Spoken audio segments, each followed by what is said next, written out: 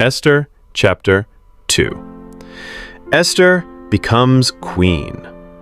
After these things, when the wrath of King Ahasuerus subsided, he remembered Vashti, what she had done, and what had been decreed against her. Then the king's servants who attended him said, "Let beautiful young virgins be sought for the king, and let the king appoint officers in all the provinces of his kingdom, that they may gather all the beautiful young virgins to Shushan, the citadel, into the women's quarters, under the custody of Hegai the king's eunuch, custodian of the women. And let beauty preparations be given them. Then let the young woman who pleases the king be queen instead of Vashti."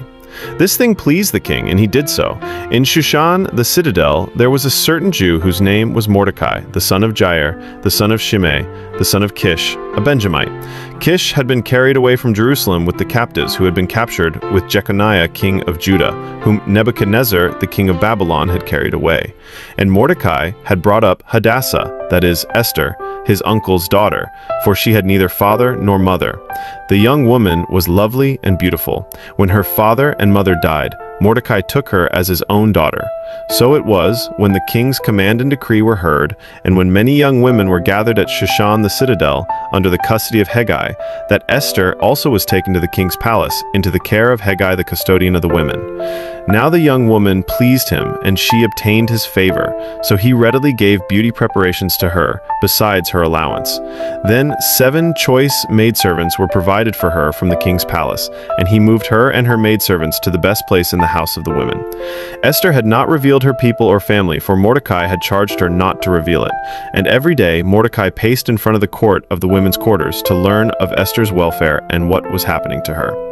Each young woman's turn came to go into King Ahasuerus after she had completed 12 months' preparation, according to the regulations for the women, for thus were the days of their preparation apportioned: 6 months with oil of myrrh, and 6 months with perfumes and preparations for beautifying women. Thus prepared, each young woman went to the king, and she was given whatever she desired to take with her from the women's quarters to the king's palace. In the evening she went, and in the morning she returned to the second house of the women, to the custody of Shashgaz, the king's eunuch who kept the concubines. She would not go into the king again unless the king delighted in her and called for her by name. 15.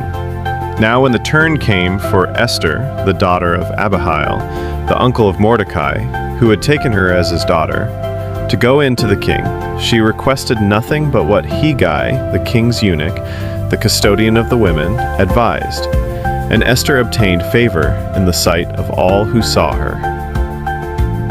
16. So Esther was taken to King Ahasuerus into his royal palace in the 10th month, which is the month of Tabeth, in the 7th year of his reign. 17. The king loved Esther more than all the other women, and she obtained grace and favor in his sight more than all the virgins.